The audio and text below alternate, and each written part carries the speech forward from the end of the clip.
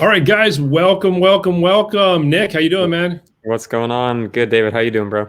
I am doing well. We are live in effect. We are live as always. We are live in the Wedding Business Growth Group tonight. We're also in DJs Helping DJs, and we're on the DJs Vault group tonight. So we're excited to be on that. We thank you guys for joining us and watching. As always, we appreciate you guys. Want to start off by letting you know that in the post that we made for this, there is a link to StreamYard, and it just gives you permission to show your name and your Facebook photo if you happen to comment.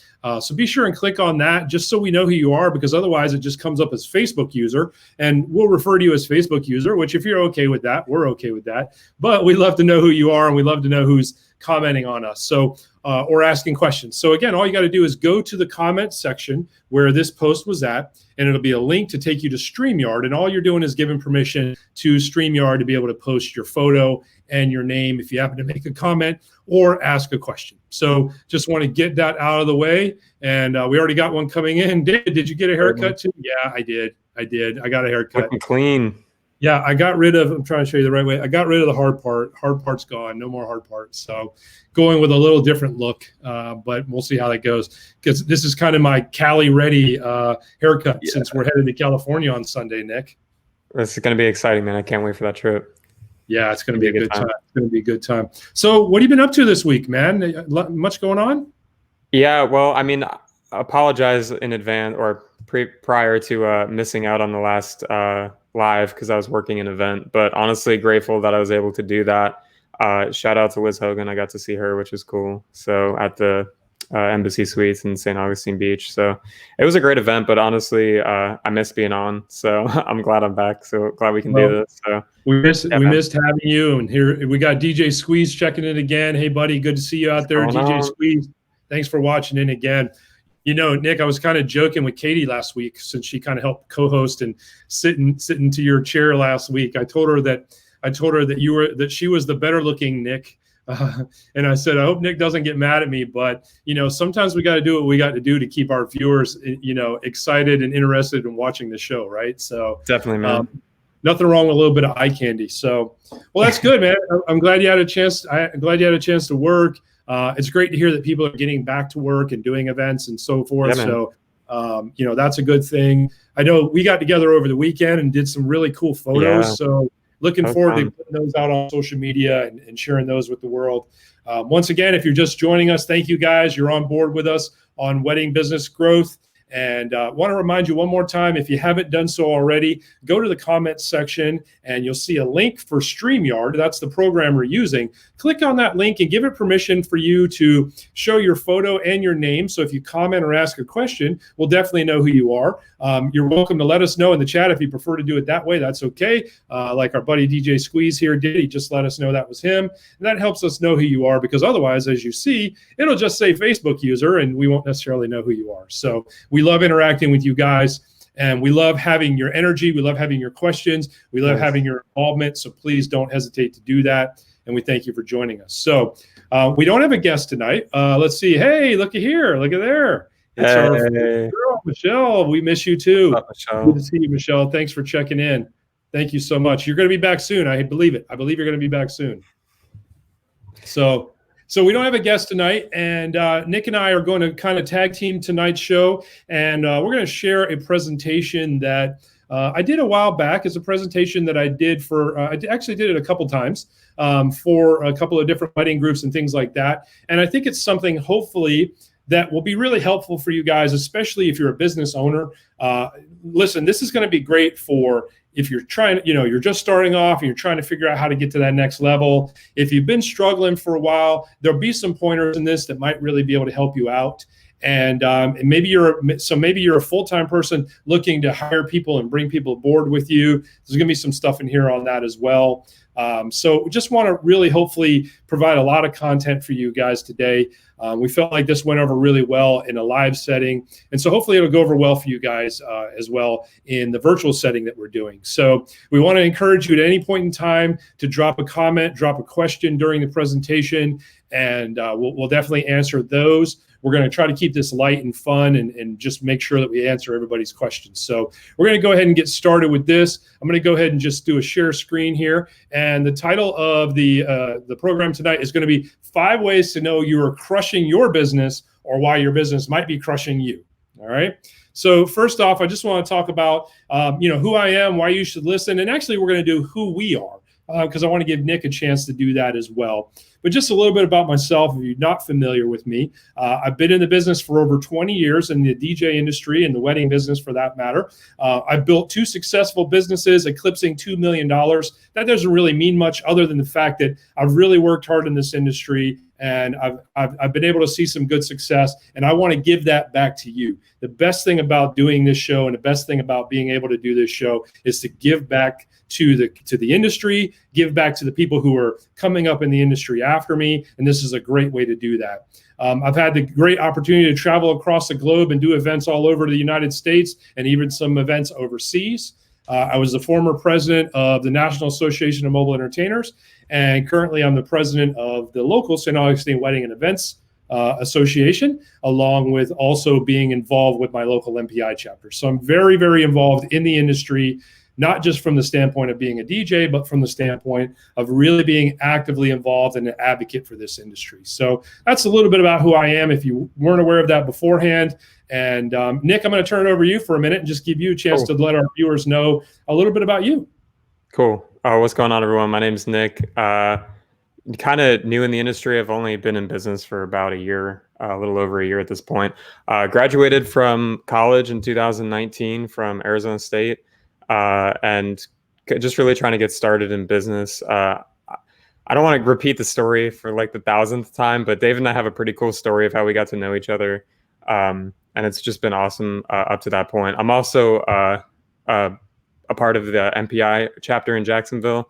I'm a sponsor for the 2020 year. Unfortunately, there's not much going on right now because of COVID, but I think we're going to work something out with that in the future. But yeah, David and I, we've known each other for a little bit of time, but yeah, we've just kind of been working together, and he's kind of really helped me out getting the wheels off the ground, and doing some cool stuff for him, some cool promo videos and stuff like that. So primarily doing weddings myself. I also do some commercial work, and I also do real estate and lifestyle videography and photography, and I also DJ for David on the side sometimes. So what do you not do, man? What do you not do? A lot. No, but it's been fun. These opportunities have been absolutely amazing. I love pushing myself. David's really he's given me the opportunity to push myself. He's provided me these opportunities, and it's like, yeah, here, take them or not. And it's really been amazing to over the last year to really push myself. And we've done some things, this being one of them. So I'm really excited to just share some of the knowledge that I have. Again, like I said, I'm not super experienced in business, but I mean, I definitely have a perspective for sure. So just excited, honestly, to be doing this. Well, and another thing too, Nick, is it's great to have you together with me on this, because it really gives the viewers and the listeners the opportunity to have a perspective from somebody who's been in the business for a long time and somebody that's kind of freshly new in the business, but kind of through the apprenticeship, which is something I'm going to talk about a little bit later, or the guidance of somebody who's been in the industry for a while. And that's what I love about you, is that you really do listen and you pay attention to a lot of the things that I share with you. And I hope that you will continue to do that, because I do all those things because I love and care about you as a person, but also because, I like the ability to be able to lay my head down at night knowing that I gave you good advice, knowing that you're not hopefully ever going to come back to me and say, why the hell did you tell me to do that? You know what I mean? I really try to give you sound advice. And also, one of the other things I want to plug that neither one of us mentioned, which is our podcast that we do together called the Rookie and the Vet podcast, right? Yeah. So if you guys haven't listened to the Rookie and the Vet podcast, we encourage you to do that. It's a little bit similar to Wedding Business Growth, but there's also a lot of issues and a lot of different things that we tackle on the Rookie and the Vet podcast that I think you get a lot of content out. A lot of them are very passionate, very heartfelt. Yes. We were very fortunate to be able to do an interview with our dear friend Raymar, who, as we know, passed away a couple weeks ago. But we were so blessed and very fortunate to be able to do an interview with him before that happened. And you can catch that interview on the Rookie and the Vet podcast and hear about all the wild and crazy stories of me and Raymar traveling the country and going to a bunch of baseball games and things like that. So again, hey guys, thank you again for joining us. Tonight, we're just sharing some content that will hopefully help you guys out. Feel free to drop comments. Feel free to drop questions. We're here to answer questions for you. We do have some content that we're actually going to be providing, but we also want to answer your questions. So don't hesitate to ask those questions. So this is going to be what I call a checkup from not the neck up, but from the chest up. And the reason why I say that is because some of these things are going to really hit you in the heart. And some of these things are that you really should think about. And you should really kind of stand in front of the mirror and ask yourself these questions. These are questions that I've asked myself all the time, and I think they're really going to help you. So the first thing we're going to start off with is, why are you even doing this? Why are you even doing it in the first place? And I think, a lot of people have heard the question of somebody said, thank you for your loss. Thank you so much for that. We really appreciate that. We appreciate your comment on that. I know at some point in time, you've probably heard this thing about your why, and why are you doing what you do? And it's a really important thing, especially in the realm of being an independent business owner, and then also being an entrepreneur, and being an independent business owner and entrepreneur in the event industry. If you think about it, this industry is kind of like the wild, wild west. Like, there's no real regulations for the most part, unless you work in the food industry or maybe the hair and makeup industry. But if you're a photographer, a videographer, DJ, some of these other types of wedding planner, if you fall into those categories, there's not really a lot of like rules and regulations and things like that you have to follow. So it's kind of like the Wild West. And it's really easy to get discouraged. It's really easy to get, turned away and turned off, potentially right out of the gate before you even have a chance to get started. And so it's important for you to really understand why you're doing this. And I like to use the analogy of, are you willing to walk the plank? Now, we're doing this in a virtual setting, so it's not going to maybe be as visual as I like for it to be, but mentally try to take yourself to where I'm about to talk about. Okay, so I'm going to ask you a question. If I was to take a plank of wood, just like you see on this slide here, if I was to take a plank of wood and lay that out on the ground and just say, hey, if you walk across this plank of wood, I'll give you $1,000. Now let's think about it. Who wouldn't do that, right? Everybody would do that. It's so simple. Why wouldn't you do that? Okay, but let's take the stakes up a little bit. What if we took that same plank of wood and we put one side on a chair and we put the other side on a chair, and now the plank of wood is balancing on two chairs, and now if you walk across it, I'm going to give you $500. Would you still do that? Again, still, probably most people would at least try it, right? I mean, what do you have to lose? A chair is not that high off the ground. What do you have to lose? All right. So we're going to take it up. We're going to really ramp it up this time. Now, this time, I'm going to take that plank of wood and I'm going to set it on, think of all the buildings in your city. Think of the highest two buildings next to each other in your city, okay? We're going to set that plank in between those two buildings in your city, okay? Now, this time I'm going to give you $100,000 if you walk across that plank, all right? If you walk across that plank and you make it to the other side, I'm going to give you $100,000. Now, would you do that? There's probably some crazy people out there that would do it. Right? There's probably some crazy people that would do that. Okay. Now I'm going to give you one more scenario. What if that plank of wood was going across from building A to building B, and building B was on fire? Would you do it then? Most people would say no, right? But what if you're on building A, building B is on fire, there's a plank of wood between the two, and pick your family member, child, parent, brother, sister, they're over there where the fire is. Would anybody not walk across that plank to go get their family member? Now, I did this one time, and a guy raised his hand and he said, do I get to pick which child it is? I'm like, yeah, sure, that's up to you, right? That's up to you. But the point is that is the level of why that you really should be at with your business. Like that feeling of, I am willing to walk across this plank from building A to building B, even though I know building B is on fire, because my child, my mom, my dad, my brother, my sister, my aunt, my uncle, my pet, whatever is important to you is on that other side of that building, and they're going to die in that fire if you don't go get them. And so that is a strong example of a why. And if you have a why, the why you do what you do, whether it's being a DJ, whether it's being a photographer, a videographer, a cake baker, it doesn't matter, a wedding planner, whatever it is that you do, believe it or not, if you don't have that level of strength of why to why you're doing this in the first place, you're going to start, the hammer's going to start chinking away. You're going to get, you're going to lose some events that you thought you were going to get. Somebody's going to go, hire a competitor of yours because they were cheaper. Somebody's going to put a bad review about you on Google or Facebook or something like that probably wasn't even warranted. Like, all of these things are going to happen. They've happened to everybody that's been in business long enough. And your why has to be stronger than those things. You know what I mean by that, Nick? What's that?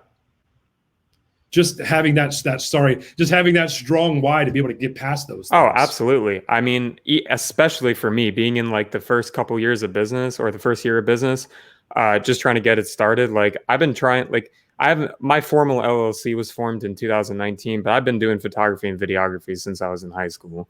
But to get it off the ground, especially for me in the beginning, you have to be unbelievably determined. Like, you hate to say it, but like almost everything needs to come before it, and it's really unfortunate. But the people that truly care about you will understand. But it has to be a priority. And I mean, David, we've talked about it on the podcast and before. Plenty of stories about how you used to do what you had to do, with your children and going in your room and doing what you had to do to make it happen. Like, your why like is inspiring for me. You know what I mean? Like, that was really what it was. Yeah, we got a comment in here. Make your why meaningful and passionate as well. Absolutely. 100%. Yeah, it has to be meaningful, because if you're just doing this just to do it, then I really feel like you're not going to be successful. Like, it really has to come from a deep place in your heart where you're just like you fired up about it for sure, which is kind of like what David was saying.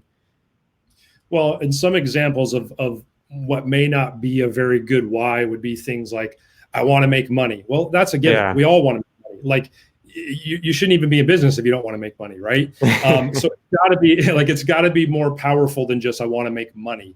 And listen, don't get me wrong. I think a financial goal is great, but narrow that down to, I want to make X, whatever X is. Okay. Because then it's more finite. It makes more sense. Just saying I want to make money doesn't mean anything. If you make $2, you made money. Right. So you just have to look at it that way. Also, a why, like saying, oh, I want to take care of my family. Who doesn't? We all want to take care of our families. So that's not strong enough. Right. Oh, I just want people to like me. Who doesn't? We all want people to like us. We all want to be successful. Yeah. So this is what I'm saying. Like, really, if you don't really have a strong identified why you're doing what you're doing, go back to the drawing board, take some time, kind of isolate yourself somewhere and really think about and really define the reason why you're doing what you're doing. And some people say, if your why doesn't make you cry, change your why. And that's a really powerful statement, right? That's powerful. Yeah, man, that's a really powerful statement. And so think about that. Why are you doing what you're doing? And if it doesn't make you cry, I don't know. All right, so let's move on. Let's talk about hustle versus align. Now, Nick, you know me well enough to know I'm not a huge fan of this whole #hustle industry that social media and all that stuff that we live in. So I want to encourage you guys. To kind of, there's nothing wrong with hustling, but really think about the idea of alignment and aligning yourself with the things that are most important to you. Destroy the idea that you have to be constantly working, grinding in order to be successful. Okay. Yeah. It doesn't do you any good to work 20 hours a day for 4 or 5 days a week and just be unproductive the other 3 or 4 days of the week. You know what I mean? You really should not be constantly working and grinding as you're being told to do. Now, that doesn't mean it's an excuse to not work hard. I think it's really important that you continue to work hard, but you make the best out of the time that you do work so that you do have time to spend with your family, your friends, things that make you happy outside of work. Work should not be the only thing that makes you happy. If work is the only thing that makes you happy, then go back to the first slide and work on that one first, right? You really need to embrace this concept of rest, recovery, and reflection. And we talked about that actually on one of our recent Rookie and Event podcasts, Nick. We were talking about this whole concept of during COVID-19, and a lot of us, and this was kind of a little bit more early on when nobody was working and we're all pulling our hair out, trying to figure out what we're supposed to do and what we should be doing. And I brought up this concept of take some time to rest, recover, and reflect. Reflect about all of the great things that you've done, all of the great things that you've done, because it helps you to be able to progress towards a successful and ultimately happy business, but more importantly, an ultimately happy life. And so I think it's really important to make sure that you do that, and will help you get in better alignment. That's such a good point, David, honestly. And you know what I was thinking about when you were saying that was I actually just had a very similar something like that happened to me. I actually texted you about it. We were talking about I was looking back, I'm making a new promotional video, for my business during this time. And I was looking back at some of the stuff that we had done together, some of the videos that we had made. And I texted David one night and I was like, man, like I'm getting all fired up over here about these videos. Like it really pays to go back and kind of look at some of the stuff you've done. And that's why, I mean, even if you're not in photography and videography, that's why documenting is so important, because you can go back and look and say, man, like we did that. Like that's incredible. Or like, oh, I did that. That's amazing. I think we got a comment here. Also, it was a great time to reflect on new changes to make your business better. Definitely so. Yeah, I agree. Yeah. It's a great time to really, to some extent, it might be that you have to, you have to think about shifting, or everybody's favorite word, pivoting. We had Ernie and Aaron on a couple weeks back talking about the pivot that they did with their business and how successful that was for them. And essentially the whole thought process behind this is to really put yourself in a position to be able to build sustainable habits through gradual progression. So sustainable habits, meaning you're able to continue these habits over a gradual progression of time, so that you take yourself from being boop, boop, boop, boop, boop, boop, boop, boop, boop, boop, boop, boop, all over the place, and then you look up at the end of the day and you're like, crap, I don't even know what I did. Right. I don't even have, I don't even have anything to show for what I did. You know what I mean? Yeah. Hey, look at there, Katie checking in. Hey, Katie. Thank you for checking in. We appreciate you having us, or joining us, I should say, joining us. But one point I just wanted to make, going back onto what David was saying, in terms of your progress that you're making, that it has to be sustainable, because I mean, you can absolutely like just burn yourself into the ground. And the fact that like some people think like, oh, I have to work 16 hours a day. Like you really don't. Like, I mean, it's not sustainable. And over the long run, it pays to work hard, like definitely do what you need to do. But I've just noticed for myself, I think as a young business owner, when you're very new, you feel like you kind of have to overcompensate a little bit. And I definitely felt like that in the beginning. I was like, man, I got to be doing more and more. Like, what else can I continue to do? But I think like David said, like steady progression over time, like Rome was not, it's so cliche, but it's like Rome wasn't built in a day. You know what I mean? Like it really, it takes time. And when you consistently put in the work, you take care of yourself as a person, and you take care of the other people around you, and it's healthy. You have a healthy work environment. That I think that's really when you flourish. You're still putting in the work, but it's done sustainably. We got a question out here. We got a question that came in. How do you set time boundaries with clients? That's a good question. Yeah, I mean, honestly, I think it's kind of as simple as just creating them. But I think you have to create them with the thought process that most of your clients probably work from 9 to 5 or some variation of that. So it's pretty much impossible for them to get a hold of you if you set your time in business, or your business hours is 9 to 5. So if you have a family, you have kids, you have a family, things like that, it's going to make it a little bit challenging. And if you think about it, this is the reason why so many small businesses don't survive. This is the reason why so many businesses don't make it, because it really requires just a different way of thinking. You don't go punch in and then leave and then punch out and then go home and forget about it until the next day. Excuse me. When you own a business or when you work for yourself, you are constantly thinking about that.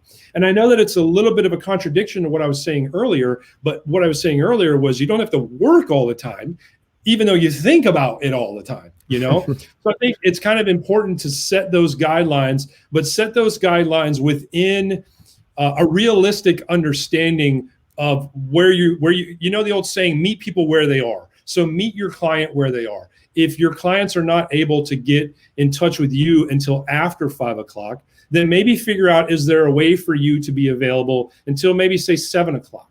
Or, maybe you create 2 days out of the week. So you take a Monday through Friday, and maybe your 2 days are Tuesday and Thursday. And those are the 2 days that you're just going to tell your kids, you're going to tell your spouse or your family or whomever, that on Tuesdays and Thursdays, I've got to be available to my clients. And this is all about communication. So I've got to be available to my clients. The only time I can be available to my clients, and the only way that they can get a hold of me, is after they leave their work. So I've got to find a way to be available to them. So on Tuesdays and Thursdays, I'm going to make myself available for my clients up until 7 p.m. And I'm just using this as an example. And then then train your clients to understand that. A wise person told me one time, you train and teach people how to treat you and how to be towards you. Right. So if you can set it as kind of office hours that we are available up to 7 p.m. on Tuesdays and Thursdays, which one of them works the best for you, I'd be happy to talk to you. Then it creates that window and it opens that window for them to get a hold of you. So hopefully that helps. I know it's tough. I know that we live in a society and we live in an environment where people want you like immediately. They want answers immediately. They want you to get back to them immediately. And quite honestly, I'm guilty of that. Usually I'm answering people I don't care if it's, 9 o'clock in the morning or midnight at night. Like if they message me, if I'm awake and I'm alive, I'm probably going to answer them, and so you have to find what works best for yourself. But there is nothing wrong with creating those boundaries, because I promise you're going to get burnt out, especially if you're early on in what you're doing. You're going to end up getting burnt out. So hopefully that helps. That was a great question. Thank you very much for sharing that question. Again, continue to keep dropping questions, guys. If you have any questions, drop them in the chat. Let us know. If you want to give a shout out where you're at or who you are checking in, please do that. Nick, did you have a comment before we move on? Yeah. I was just going to add one thing real quick. In terms of setting boundaries, one thing that I actually found with one of the clients that I actually worked with, what was really cool is she actually had it set up on her phone where when you texted her after certain hours, she's like, hey, I'm out of the office. I'll be sure to respond to you by this time of the day. Like, hey, I'm out at 7, but I'll get back to you, at 9. And it was just an automatic message. That might be an option too. I thought that was really cool. I was like, oh, okay. I know she's gone, but I know she'll get back to me, in the morning. So definitely something to check out. Maybe it's worth it. I thought it was cool.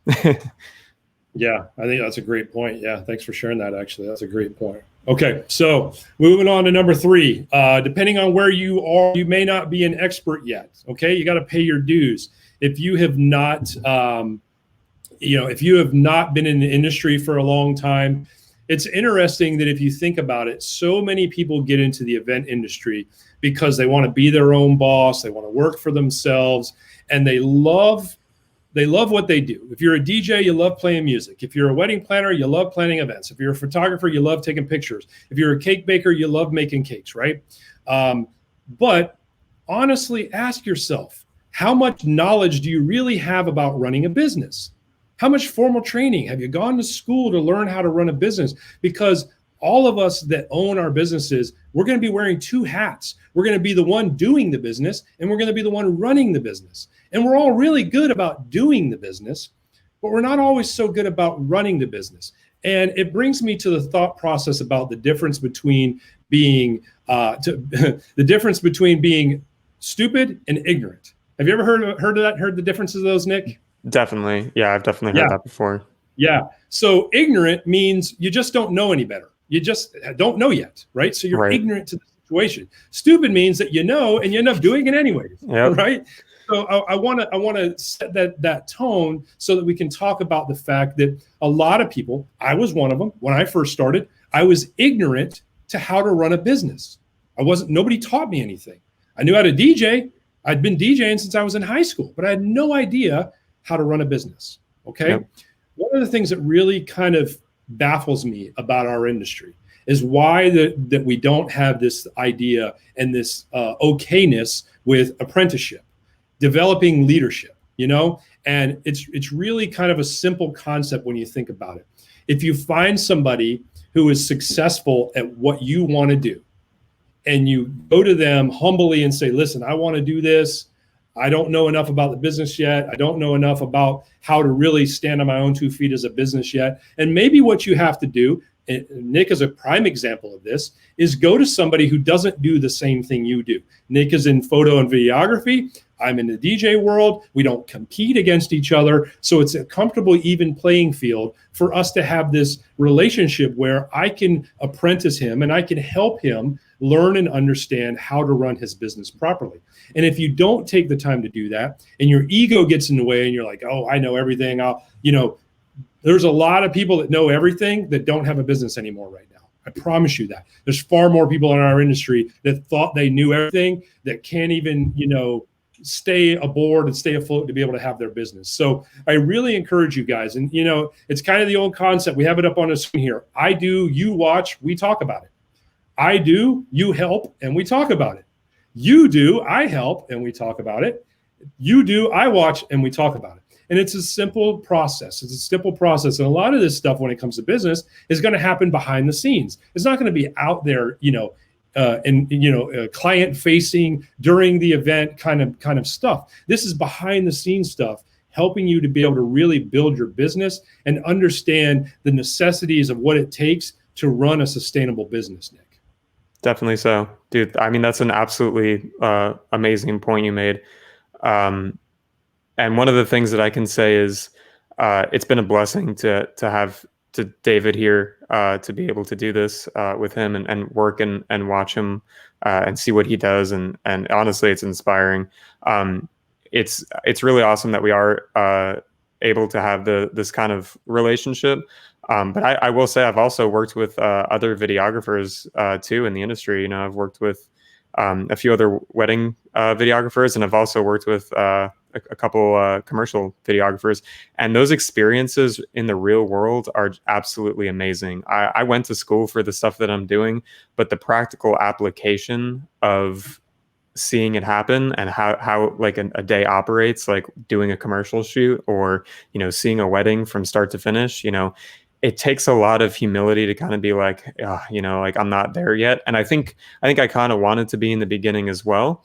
And then you have this stark realization that, man, I'm not really ready for this yet, but I know where I want to be, and I know what I need to do to get there. And that's kind of where David and having these, apprenticeships, so to speak, really comes into play. And man, it's been a blessing for sure. Well, I think anything that you can do that can help you accelerate the path that you're trying to get to, how can that not be helpful, right? If it helps you accelerate to where you want to be, then it can be helpful. In your case, being able to work with other videographers, that happened because you're a genuine person.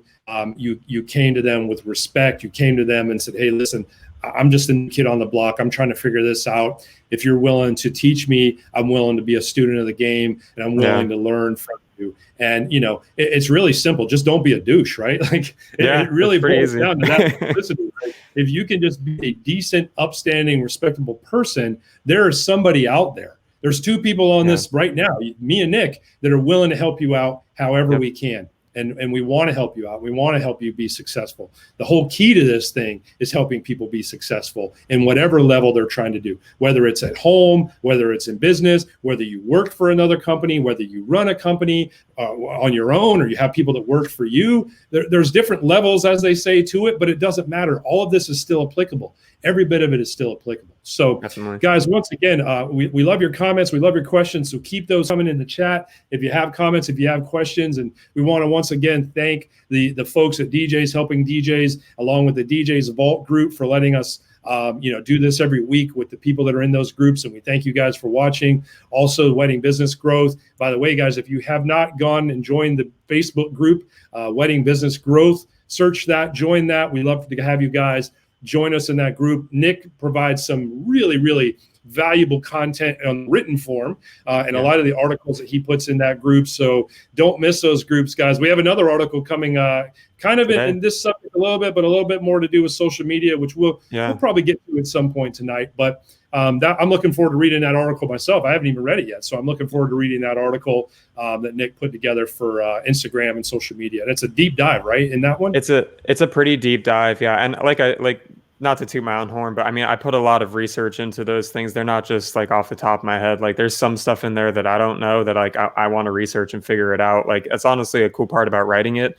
is like you become a better like student of your own knowledge when you have the opportunity to write. So definitely a lot of thought that goes into those. And we put them out every week.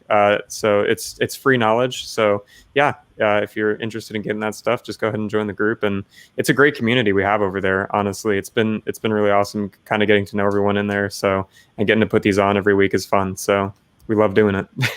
Yeah, absolutely. Absolutely. Well, guys, if you're just joining us, we're talking about the 5 things that to determine whether you are crushing your business or your business might be crushing you. We are on number 3, so we got 2 to go. And trust me, if you're watching, you want to stick around for number 5, because I think number 5 is going to really surprise you and be something you maybe never thought about before. And so don't leave us. Stick around for number 5. Thanks for being here. So here we go. We're moving on to number 4. Number 4. Just know your shit. Know your shit. Right. So what do I mean by that? Right. What do I mean by that? So this was a funny thing for me when I got into my business. I told you earlier that I really didn't have any formal business training, and so I started thinking about the kind of money I wanted to make, and I was like, I think everybody kind of feels like 6 figures becomes like successful. People feel like, and especially nowadays, you could just do a search for the 6-figure fill in the blank of whatever you want, and there's going to be a million things out there. There's going to be a million things out there about the 6-figure something, right? Somebody said amen, right? So there's going to be a million things out there about the 6-figure something. Okay, so that's great, right? So let's put that in the context. Let's say you want to make $100,000, right? So a little simple math. Let's do a little simple math. Let's say that you work 50 events a week, or in a week. Jesus Christ, you'd be going out of your mind. Sorry, 50 weekends. 50 weekends a year. And we're going to take out 2 weekends because one of them might be, like a holiday where you don't work, and one of them you might just didn't get business, right? Okay. Yep. And we're going to say that simple math again, you charge $1,000 for an event, right? So you're going to do 2 events every weekend. You're going to charge $1,000. You're going to do it for 50 weeks. 50 weeks. What does that take you to? Simple math. That takes you to $100,000, right? Yeah. So you're good to go. You're good to go, right? But are you? Probably good to go? Probably not. Because think about this. You brought in to your business, $100,000. But you said you wanted to pay yourself $100,000. Right. So how do you pay for your equipment? How do you pay for your advertising? How do you pay for your marketing? How do you pay for your insurance and all of the other aspects of running your business? How do you pay for your home? How do you pay for your vehicle, et cetera, et cetera, et cetera? Right now, granted, some of the home and vehicle expenses could come out of that $100,000 salary that you want to pay yourself. But my point is that you have to really think about these things. So now let's look at another thing. We live in this hashtag CEO society, hashtag girl boss, hashtag boy boss, hashtag, whatever. So you call yourself the CEO of your company. I wish we were in front of a live audience right now so I could ask how many people raise their hand to say they're the CEO of their company. I would love to see that. Raise your hand if you're the president of your company, right? I'd love to see that. Well, I want to talk about some national averages. And this is information that you can look up on Google. This is not something I just made up. I did the research for you guys for this. Okay. The average, Nick, the average salary for a CEO. Now, this is taking super, super large companies and then not so big companies, maybe some startup companies, and combining all of these salaries. Okay. So the average salary for a CEO is $809,000. Think about wow. that. So if you call yourself a CEO, I want to know how many of you CEOs are making $809,000. This is not like a slap in the face. This is not this is not meant to be a negative thing. It's meant to kind of be an eye-opening thing for something for you to think about. Because I'm not saying don't be the CEO of your company. I'm just saying understand what that means. Understand what that really means. Yeah. Okay, let's move on to president. Okay. You're the president of your company. The average salary of a president happens to fall in the realm of what we were just talking about, $110,000 a year. $110,000 a year, the average salary of a president of a company, okay? Again, this is taken into account big companies, small companies, and so on and so forth. An executive of a company, average salary, $75,000. A junior executive, average salary, $49,000, okay? So if you think about my analogy I made earlier, and your company brought in that $100,000, it's realistic to say that you could probably pay yourself an average junior executive salary of $49,000 and still have the other $51,000 to, cover your business expenses and so on and so forth. And I'm here to tell you right now, there's nothing wrong with that. That's not a terrible living. Almost $50,000 a year is not a terrible living. I wouldn't want that to be the goal that you would set for yourself, but I wouldn't be embarrassed if that's what you accomplished either. Okay. The point in all of this is to make sure that you understand that just because you bring in a certain amount of money, number one, that doesn't mean you make that amount of money.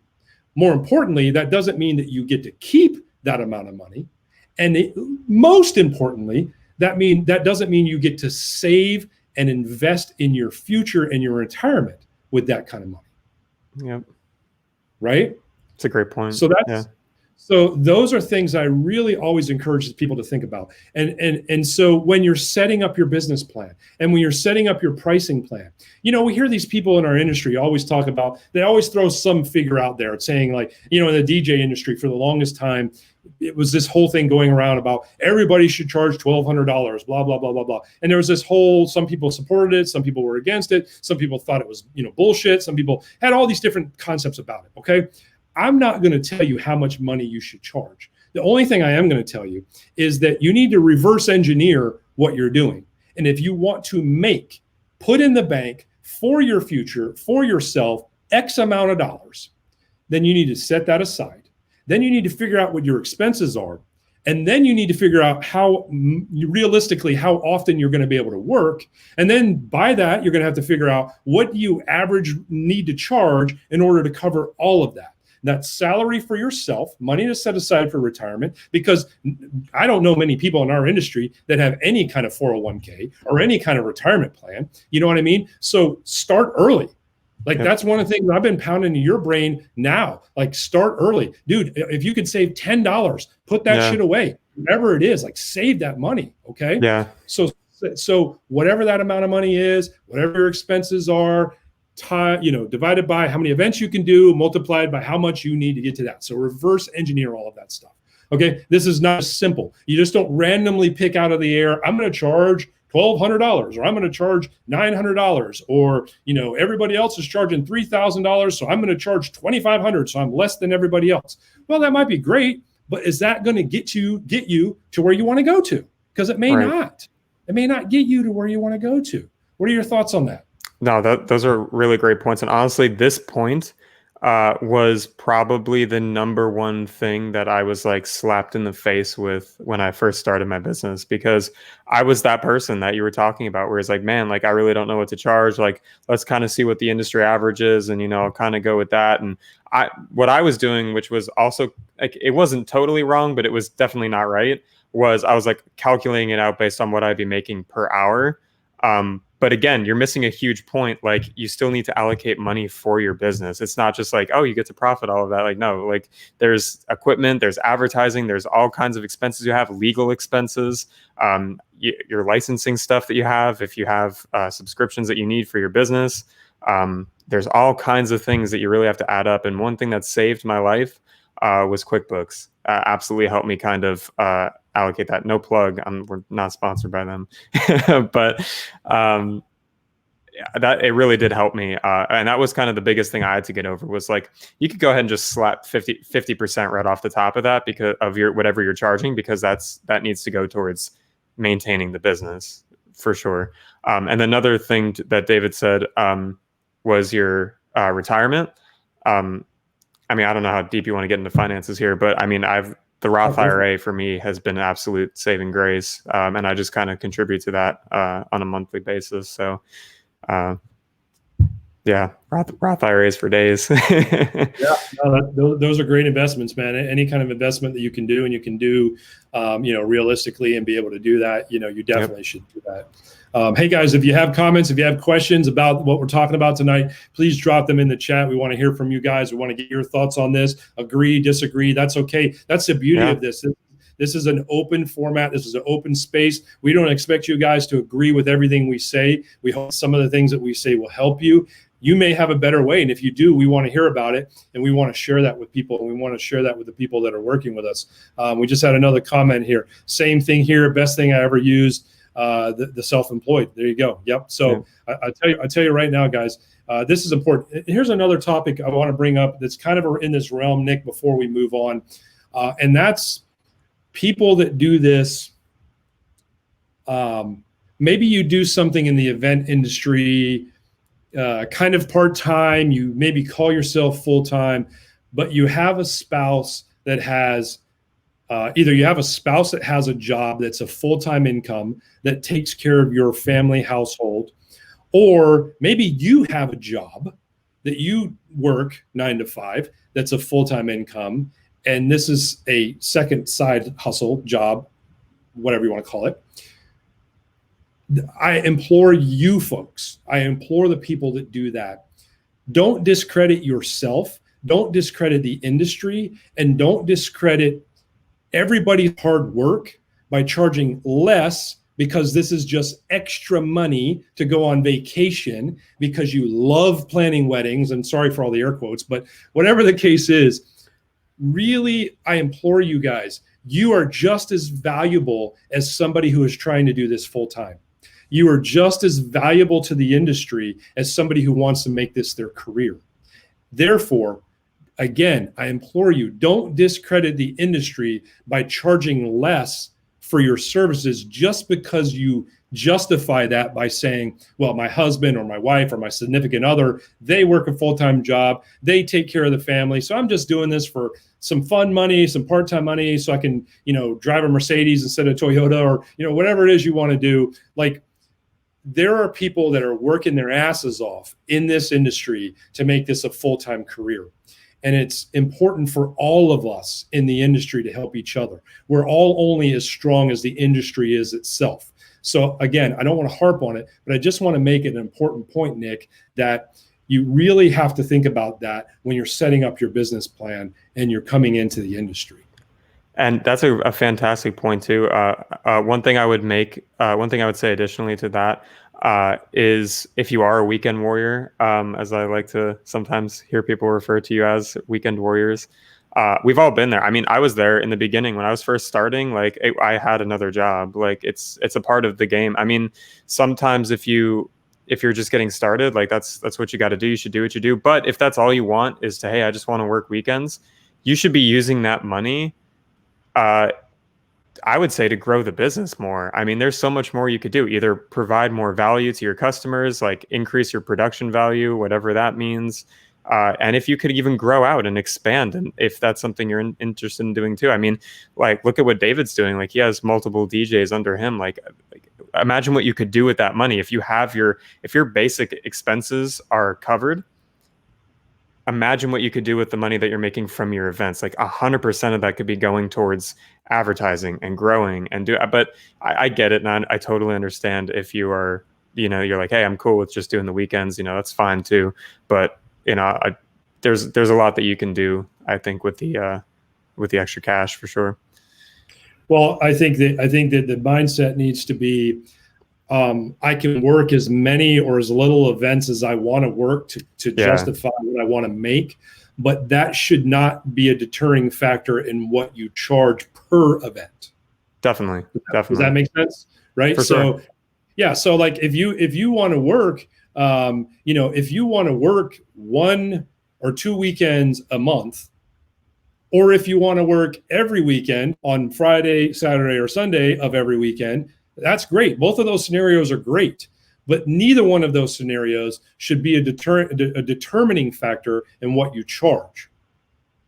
See, we just had a comment come in. True. If you want to be a weekend warrior, join a company and be a subcontractor. Yeah, that's not too bad of advice, and that kind of goes back to my apprenticeship conversation, because not everybody is really in a position, or not everybody mentally or just period are in a position to want to you know, be the business owner and take on all the responsibilities of being a business owner. And so instead of you trying to do that and nickel and dime and charge everybody less money and blah, blah, blah, blah, blah, go to a company and let that company know, first of all, establish your value with that company. I think that's very important. So many people, and especially in the society we live in today, where everybody thinks they're owed everything. Nobody owes you anything. I'm sorry to tell you that, but nobody owes you anything. Establish your value, establish your worth, and then have a conversation with that company and say, hey, I love doing this. I don't want to go out on my own. I'd like to make a little more money maybe. Here's where I'm at. Can we make it work? The number one, that business owner should respect you. I think they're going to. If the value is there and the ability to make ends meet for both of you and make it a win-win situation, there's a good chance they might, you know, but pay your dues first. Don't just come in all, you know, chest poked out and I'm the greatest DJ, I'm the greatest this, I'm the greatest that, when you haven't even proven yourself yet. But again, I also want to make sure and make this point. I have no problem with people that are weekend warriors. I have no problem that are independent, single operators out there trying to make extra money to help their families, you know, financial responsibilities and things like that. I have no problem with that. The only time I have a problem with it is when you use that as your reason for charging less for a service that I know you're going to claim that you provide the same service or better service. We've all heard this. We've all seen this. We've all been around this. You know what I mean? If you provide the same service or better service, then why are you charging so much less? You're selling yourself short and you're destroying the industry. You're not helping anybody. You might think you're helping yourself, but you're not helping anybody, yourself included. All right, I've harped on that enough. Nick, do you have anything before we move on? No, those are good points there. Okay. I don't want to harp on that forever. Okay, no, so number five, this is my, it's not their fault times 3. All right, now what does that mean? It's not their fault times 3. Okay, so this is my take on referrals. How many of us love referrals? If I could look out in the room right now, my hand would go up. Nick, I know your hand would go up. Whose hand would go up? We all love referrals. Okay. However, sometimes there are situations that crop up that we don't understand certain issues about this. Okay, so I want to pose these scenarios to you, and then I want to offer you my it's not their fault thought process on these. So number one, here's a scenario. Have you ever felt like you are the only one referring other vendors, but never feel like they are referring back to you? Have you ever felt that way? You're constantly referring other vendors' business, but they're never referring business back to you. Here's one of those things where I'm going to tell you right now, in my opinion, it's not their fault. And this is why. Not all the time, but as we all know, in the succession of how different vendors get hired for events, depending on where you are in that succession, for example, if you're a venue or you're a wedding planner, you know, those are like basically for the most part, the top 2 in, you know, those are like the top 2 when it comes to a wedding that are kind of getting secured first. Okay. And then it kind of trickles down from there. Sometimes it's the DJ, sometimes it's the food. It depends on what's most important to the client. Sometimes it's photographer, whatever it is. It depends on what's most important to the client. So if you fall in that higher, we'll call it the higher links of the food chain, if you're work at a venue, if you're a wedding planner, if you're on the higher links of that food chain, there's a good chance that you're going to be doing a lot more referring than you're going to get referrals back. Because by the time, for example, when it comes to me as a DJ, I'm almost 99% never going to be able to refer a wedding planner unless they don't have a wedding planner yet, and I can talk to them about the value of having a wedding planner. And I'll gladly do that because honestly, I love working with wedding planners. I think they help make my job easier. I think they help make the flow of everything happen much better. And it's one more ally that you have there behind the scenes with you to put out fires and make the event run smoothly. We're putting on like a live TV show. I say this all the time. We're putting on like a live television show. We don't have time to pause and tell the audience, close your eyes and close your ears and don't look and hear what's about to happen right now. Like, it is happening whether you like it or not. So it's great to have that other set of eyes and ears in the background to help you with those behind the scenes things that go on. So my point in all of this is that if you feel like you're referring more than you're receiving, it could be that you might be in that, again, that kind of that line of responsibilities or line of when somebody picks something for their event, you may be too far down on that line or you may be too high on that line. So it could be either way. The best thing that you can do about that, though, and I try to do this every single time somebody refers a client to me, I want to, even though they've already hired that, let's say a wedding planner or a vendor, or excuse me, or a venue, right? Even though they've already hired that person, I want to reinforce to that individual that they made a smart decision. Oh, you're working with Katie and her crew at Coastal. They are phenomenal. They're great. We love working with them. We always have a good event with them. We always have a fun time behind the scenes with them. You're in great hands. That's not necessarily a referral, but that's reinforcing to that client that they made a good decision with that wedding planner. Also, what that's going to do is that's going to increase your credibility because that wedding planner told them to talk to you. And if you're telling them that they made a good decision in going with that wedding planner, then psychologically that tells them that they made a good decision contacting you because that wedding planner told them to do so. Does that make sense, Nick? Yeah, no, that's a phenomenal point, and one that I honestly hadn't really thought about. What you can do is kind of like, it's almost like a reverse type of reverse referral, or like a, I don't know what you want to call it, but it's definitely something that you can absolutely do to kind of refer someone. No, we're not refer someone, but confirm like them as a person. Like it helps strengthen the industry for sure. Yeah, no, absolutely. Absolutely. So, I just encourage everybody to think about that and keep that in mind as, as you go through your day-to-day business when it comes to referrals and things like that. Okay. So let's move on to number 2. It's not their fault. Number 2. So it's not their fault. Number 2, here's another scenario. Have you ever fallen victim to the social media trap of seeing someone post about their events and see the vendors tagged in the post and felt like, kind of felt that itch of jealousy creep in and say, why don't they ever refer me? Right? That's a tough one. Everyone's felt that, I'm sure, at some point. Yeah, yeah, so I'm sure. Let me throw a it's not their fault at you for that. Okay? Sure. Think about this. Most of the time, this has changed a little bit, but most of the time, when people post about an event, they're posting about an event that already happened, or they're posting about an event that is happening right there and then. There is no guarantee that that person making that post referred all of those vendors that they're working with. So again, it's not their fault that they're listing those vendors. Those are the vendors that they're working with. Those are the vendors that are at that event with them. And just because they're working with them doesn't mean that they referred them. So I encourage you not to get jealous in that situation. If you want to be on that list, build a better relationship. Build a better relationship with the person who's making the post that you want to see your company's name on or your name on.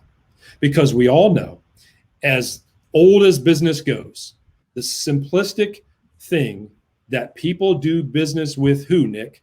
They know, they like, and they trust. Yeah, absolutely. And if that person that's making that post doesn't know you, and if they don't know you, how could they trust you? Right. And if they do know you, hopefully they like you.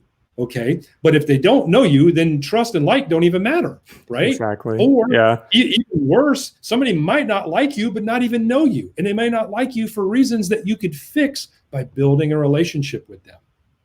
Yeah. That's an interesting way of kind of looking at that, because like, truthfully, if they don't even know who you are, they have, like, you're already kind of dead in the water, right? So one thing that I thought was really interesting about what you said was let me collect my thoughts here.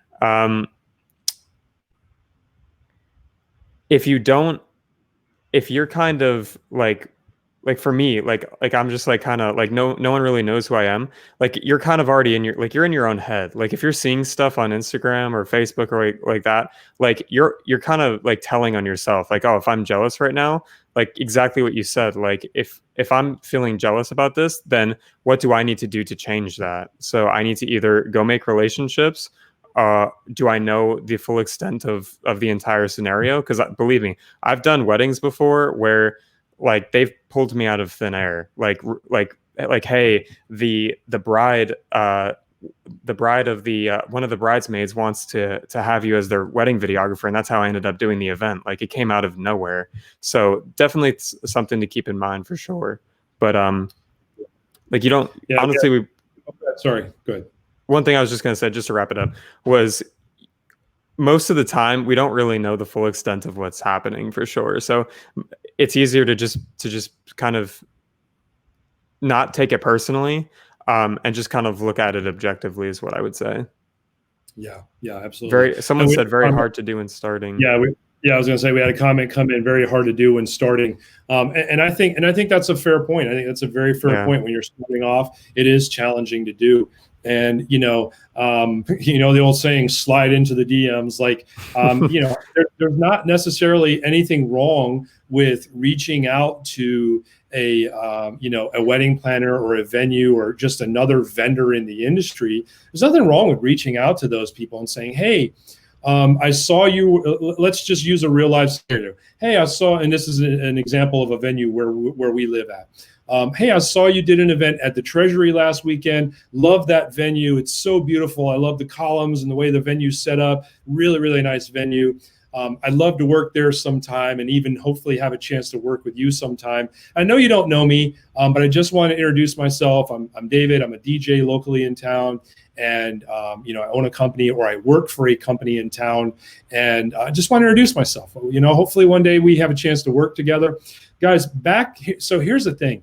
Back when I first started going out and introducing myself in the beginning, and I'm kind of telling on myself here, but this is, I mentioned earlier, I've been doing this for 20 years, right? So this was back way before social media. This was before AOL chat rooms. This was back when we had like the yellow pages and fax machines and shit like that, right? Well, back in those days, there were maybe three companies in town that did, and I'm not exaggerating, did 80% of the wedding business. And then there was a bunch of these schmoes in town that did, I shouldn't insult people like that. I don't mean that. I'm sorry. There was just all these other ancillary secondary companies that all did the other 20% of the events in town, right? So I'm sitting here thinking to myself, how the hell am I, somebody said, what's a fax machine? Love it. What's a fax machine? I'll try to pull up a picture later and show you that. So I'm scratching my head, like, how am I going to be able to, penetrate into this 4 or 5 companies that, or these 4 or 5 DJs that are doing all of this work in town? And I'll tell you how I did it. I'll tell you how I was able to do that. I went to people, wedding planners, venues, things like that. And I said, listen, I know you don't know me. I would never expect you to want to refer me or work with me until you've had an opportunity to see what I'm able to do. Okay. And that's kind of a which comes first, the chicken or the egg, because if they never refer you, they'll probably never be able to work with you. So they'll never be able to see what you can do, right? That's the first thing that goes to your head. So here's what I said to them. I said, I know that your first choice in entertainment is fill in the blank, whatever that company is. I know that they're your first choice in entertainment. I would like for you to allow me the opportunity to be your second choice. One day there could be an opportunity where that company is not available. And when they're not available, I hope and I would love for you to reach out to me and see if I can help out and be able to prove myself to you. Maybe one day I'll be able to become your first choice. But at this point, I just like to be a choice. I don't mind being second choice. I just don't want to not be a choice at all. Okay. So if you're struggling to get out there and, and to make any headway and create any momentum, try this approach. It's a very humble approach. It's a very fair approach. And it's a very professional way of saying, I know you don't know me yet, and that's okay. But I love the opportunity to prove myself to you, Nick, and what I'm capable of doing. Yeah, I think proving yourself is honestly like the number one thing in business that I hear the most from other people in business, from you. You have to prove yourself. There's no way that someone's just going to pull you off the street and say, "All right, let's go, bud. Like you like let's do it." One of the best success stories I've heard of let me do this for let me prove to you was one of my buddies is a videographer down south in Florida. And he had the opportunity. He did a ton of free work for this one artist in music. He did a festival, and he did it for free. And he just kept showing up and kept showing up. And he did a lot of work for free. He ended up being on like the media team for like Waka Flocka, like Nice. on tour. And he ended up making like tons of money on tour with him. Like it was an absolute success story of like, prove yourself first. And I mean, that's kind of the same thing that, we did too, it's like the first time maybe we can talk about it for a little bit, but the first time I worked with David was to prove myself. It was he was like, "Hey man, I'm looking for, videographer, looking for some stuff for my website, looking for some some commercial content for Y Entertainment." He's like, "Let's talk." And I was like, "All right, cool." He's like, "I'll be up at Top Golf, let's chat about it." I was like, "Cool. Is it all right if I bring my camera?" And, Dave was like, "All right, whatever. It's fine." And I actually ended up putting a promo video together for him, like the next day after to like highlight for him. And maybe we can throw that video in the group, but I think that was the turning point for me, was like, man, like, damn, this kid's willing to put the work in. Like, look at this like bomb ass video he made. Like, this is incredible. Like that's how you prove yourself. Well, let's be real. You actually, I know you didn't leave until like midnight that night, and you didn't deliver that video to me the next day. You delivered that video to me the next morning. It was like about 8 o'clock in the morning when you sent that to me on a Sunday. And I was like, holy crap, this guy is not kidding. This guy is not playing around.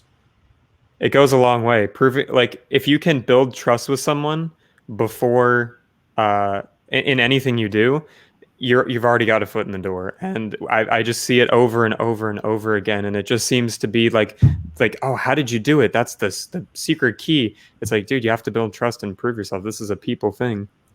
Blowing his trumpet, LOL. That's funny. That's funny. Well, you know what? You deserve that accolades, and I'll tell you right now, that's one thing I'll never be afraid to do, is give credit where credit is due. You proved yourself far above and beyond from day one, and I've never questioned it. I've never looked back since then. I didn't ask you to do that. You did that because you wanted to be able to prove yourself. And right. I always have, and since then, and always will have respect for you and your goals as a business owner because of that. I just did a virtual event today. Another example of what you're talking about. I just did another virtual event today. I'm surprised I can still talk, because I've been going from that virtual event today since about 10 o'clock this morning. And I've been talking the whole daggum time. And that was something that I volunteered to do. It was technically through MPI, which I am a part of an organization of, but this was like an extension of MPI, and it was supposed to be an in-person one-day training, kind of event. Obviously, they had to take it virtual.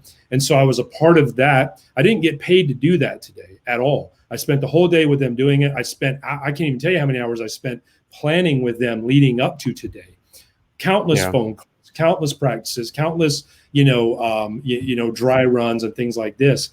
But because of that, I already have right now in my email, I already have 5 events that people have asked me about already in my email that were a part of this event today, that saw what I did and said, hey, we have an event coming up. We got to have you at our event.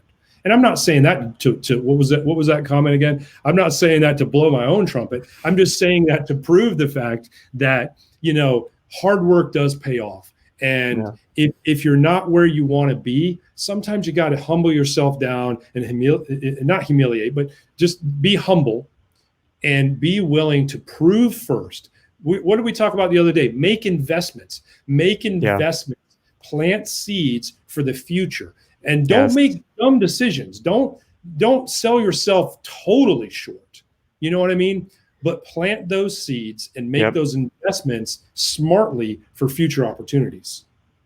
Exactly. Like, I'm trying to break into like the high-end video market. Like, there's tons of houses in South Florida that are, huge houses, tons of value. There's some things like, hey, this is what I've done for, other people. Like, let me try to prove to you how good this can be. Let me show you how good I can be to be the person that you refer. Let me make you here's a little 30-second promo video for yourself. And if you love it, hey, let's keep working together. Let's keep doing what we're doing. So there's lots of ways to do it for sure, but you have to prove yourself and you have to build trust, because it's like David said, we're in business with people. We're a people business. So, I mean, it goes for more than just DJs, for sure. Yep, absolutely. Yeah, we're definitely in the people business. Everybody that works in the wedding industry and everybody that works in the event industry, even though we provide a specific, whatever the deliverable is that you have, whether it's music, whether it's photos, whether it's food, whether it's planning, we're still in the people business, regardless of the deliverable that we offer. So, all right. So we're wrapping up here pretty soon. We got one more to talk about a little bit, and then we're going to wrap things up. We appreciate the people that are sticking around, and hopefully you're getting something out of this. Thank you guys for sticking around. The last scenario I want to present, and this is about referral. This is about referrals once again. So the scenario is, Nick, have you ever had someone tell you that they, quote unquote, refer people to you all the time, but you don't ever seem to work with them or recall even being told by anyone that you were referred by them? That's a tough one. That's a tough one. Now, if you're early on in business, then you may not have experienced this yet. Okay. Not yet. Yeah. But I will tell you, it happens to people all the time. You go to a networking meeting, you see somebody and you're like, oh my God, I refer business to you all the time. And in the back of your mind, you're like, that's crazy because we've never worked together. You know what I mean? I want to challenge. It's not their fault. It's not their fault. Okay. And here's my reason behind that. Here's my reason for that. If you have a client and you give them a referral, okay, for another service, just because they haven't hired, we'll take what you do for an example, Nick. So videography, just because they haven't hired a videographer yet, doesn't mean that they're ever going to, number one. Or it doesn't mean in the buying process, which we could have a whole other conversation about the buying process, but it doesn't mean that in the buying process that they're in, that they're ready to look at videography yet. And if I give them your name as a referral, there's a really, really good chance they may not reach out to you. Or I may give them your business card and they weren't ready yet, but then they went to the Embassy Suites because that's where they were having their event at, and they ran into Liz Hogan, and we both know her, and we know you know her, and they were like, oh yeah, we're excited, blah blah blah, and Liz said, oh, what else do you need to get? And they're like, oh well, we're thinking about video, and she's like, oh my God, Nick is the greatest, you got to get Nick, blah blah blah. Then they reach out to Nick because now they've been referred 2 times. Okay, now they're ready, and so they call you and they talk to you, and you say, oh, how'd you hear about me? And what are they going to say? They're going to say Liz because that was the last person that referred them to you. Right. Make sense? They're not necessarily going to say, oh, they're not going to say, oh, I heard from Liz, Liz referred you, and then, oh, David gave me your business card, and I saw you're here, and blah, blah, blah. Whatever the last thing in their mind is what they're going to tell you. Yeah, if they that's a really good point. If they even remember, right? Yeah. So in that whole scenario that I just explained, if I came up to you and said, hey, man, I just referred somebody to you, and I didn't tell you who they were, I just said I referred somebody to you, you might be like, well, no, you didn't. I haven't talked to anybody. Yeah. No, you actually ended up talking to the people that I referred to you. It's just that they weren't in the process of when I referred them to you. Okay. Exactly. So I really challenge everybody to think about doing this, because the other thing, so my point in that, before I get to the next point, my point in that is that, not in a negative way, but more often than not, the client is not really the motivated person. You would think they are, because it's their event and they need these people. But you got to remember when we said earlier about the difference between ignorant and stupid? Okay. We work, I hate to say this, but in the event industry and wedding industry specifically, we work with the most ignorant clients on the planet. Why? Because most of them have never done this before. Right. Never done this before. They've never had to purchase what we offer until now, because this is the first time they're getting married. Now, hopefully the people that are getting married the second time or third time or 12th time or whatever have figured it out by then. But bulk of our clients in the wedding industry are first-time clients. They're ignorant to what they're supposed to be doing. Again, I'm not calling them stupid. I'm not saying that in a negative light. I'm saying that because they've never had to do it before, right? So they're not an educated client. They're not a motivated client. They just know that they want to get married and they're excited about that. They want it to be a perfect day, and they know they need a place to do it at. And they know they need food to eat. They know they need somebody to play some music so they can have fun and dance or whatever. But all of these other things are kind of like ancillary other things to them. So I want to flip the script on what I just talked about. Think about this. If I'm sitting down with that exact same client that I was just talking about earlier, and I said, hey, what other vendors do you still need to hire? Maybe there's a referral I can give you. Maybe there's somebody I can help you with. And they say, oh yeah, we're thinking about videography. We'd like to have a video. Boom, I got the best person for you. Hands down, you need to talk to Nick. As a matter of fact, can I have your permission to give your contact information to Nick if he's available? And they say yes. Now, sometimes they might say no, but most of the time they're probably going to say yes.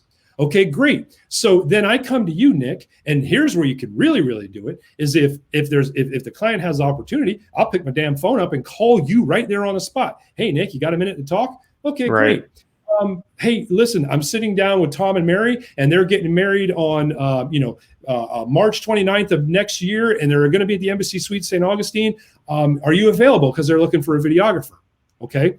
And if you say, yeah, I am, then okay, great. I'm sitting down with them right now. Here's their phone, here's Mary's phone number. She's available on, Monday evening between 4 o'clock and 7 o'clock. Would you be able to give her a call then? Okay, perfect, great. Blah, blah, blah, all done. Okay, so that's like creme of the creme, right? Like that's top of the top right there. But let's say that you're not available, right? Let's say you're not available. But still, I'm able to say to this couple that I'm sitting down with, do you mind if I give Nick your information so he can reach out to you and you can find out if he's the right videographer for you? And they say, yes, we'll love it. Great, thank you. Do you think, is there any chance in hell that if I give you that information, unless you're not available, is there any chance in hell that you're not going to call that couple? Right, no, zero. There's no chance in hell that you're not going to call that couple. Right. Why? Because you are motivated. You are a business owner. You want to work. Yes. You don't want to sit at home. You want to work. And you look at your calendar and you're like, shit, I'm available that weekend. Yes. Let's go. You're you can, right? Yeah. So now you know that you got that referral from me. I know that you got that referral from me. And guess what? That conversation with that couple is going to be totally different than if that couple calls you. Definitely. Totally different. Think about why it's going to be different. It all wraps around with what I just said a little while ago. They've already built their trust in me. I've already told them that you are the person that they should be working with, and then you're going to call them, and they're already expecting your call. It's a win-win for everybody. right? So Yeah. I really just think in our industry, we've really messed up this whole way of referring. And this is why there is some negative energy and tension sometimes between different vendors, because they feel like they're not getting referred, or, people feel like they're referring people, but they're never getting an attaboy or a thank you or anything at all like that. And it's because you have no control over what happens as soon as you hand that referral over to the client. But you do have, I have more control over handing that referral over to you, Nick, because I knew I gave it to you. And then I can follow up with you. And I can say, hey, Nick, did you get a chance to talk to Mary and Tom? How'd that work out? Blah, blah, blah, whatever. Yep. No, that's a fantastic point. It makes a lot of sense. But I mean, unfortunately, luckily I haven't had to handle some of the negatives in referrals yet. But some of the stuff you said, I mean, that makes a lot of sense. It's very transparent communication. There's really not a lot of left to be, interpreted. So it's to the point. I mean, yeah, absolutely. All right. Well, we're coming to the end of this thing, and if we have any questions or any comments that the viewers have based on some of the topics that we've talked about, now would be a great time to get those out and let us know. We want to address those. We already had some great questions earlier, and so we're just going to take another maybe 30 seconds here to just check on any other comments or questions. We've got some folks still watching us, so if you do have comments and questions, please drop them in the chat. We'll address those before we get off of here. Hopefully all of this information, if you've stuck around and watched the whole thing, or if you watched the replay, hopefully all of this information has just kind of made you think a little bit differently about your business and where you are in your business. And even if you're not in business, again, you might be working for another company. You might be a subcontractor, and somebody mentioned earlier, you might be a subcontractor for another company. All of this stuff is still applicable to you, because at the end of the day, you still represent yourself as an independent contractor, as a business, right? So even if you're doing that under the umbrella of another company, at the end of the day, you first of all represent yourself as an individual, and then you represent that company as well. So all of what we've talked about tonight can absolutely be applicable to you wherever you fall in that category. So, Nick, you got any closing words or anything before we wrap up tonight? No, those are great points, though. One thing you said about the contracting stuff was like, you really are representing yourself. I mean, when you do an event and someone's like, man, I really liked you, like, they're going to let whoever is at the head know, like, hey, like X, Y, and Z was absolutely amazing. He was fantastic. I mean, a lot of the times it's like, yeah, Y Entertainment was good, or NAS Visuals was good. It was like, but man, this person at my event like absolutely killed it. So it's definitely something to take into consideration, even if you aren't. Sometimes people get all weird about like, oh, it's not my company, so I'm not going to try for whatever reason. I don't understand that logic, but you are representing yourself first and foremost in everything you do, whether you're working a 9-to-5 job for a massive corporation or you're self-employed. Like, you are absolutely always representing yourself. But David, dude, you made some amazing points. This has been an absolutely phenomenal conversation. I'm really glad that we had the interaction that we did. Appreciate everyone jumping on. Thanks to everyone for sticking around. So, yeah, I think to your point, like you said, if you're wanting to get more work and you work for a company, you're a subcontractor for a company, the best way to get more work, just like we said, prove your worth. Your worth. There's nothing wrong with you building relationships. Here's, what, we might go on for a little while longer here, because you got me thinking about some other things. All right, let's go. Dude, I think this is important, right? If you work for another company, the worst thing you can do is try to build relationships that appear to supersede that company. People are not going to respect you if you don't have allegiance to the company that you work for. So if you don't have that allegiance to that company, don't work for them. Struggle and do it on your own. Right. Because that company is helping you be able to do something that you love to do without all of the heartache and headache and everything that goes in the behind the scenes of the business aspect of the company. And I can also promise you that most of the people that you're going to be talking to and trying to build these relationships with probably are in the same position as the owner of the company that you work for, and they sure shit wouldn't want their people doing that. So I'm not even saying that people are doing this. I'm just suggesting that it's not a smart thing to do. Be professional.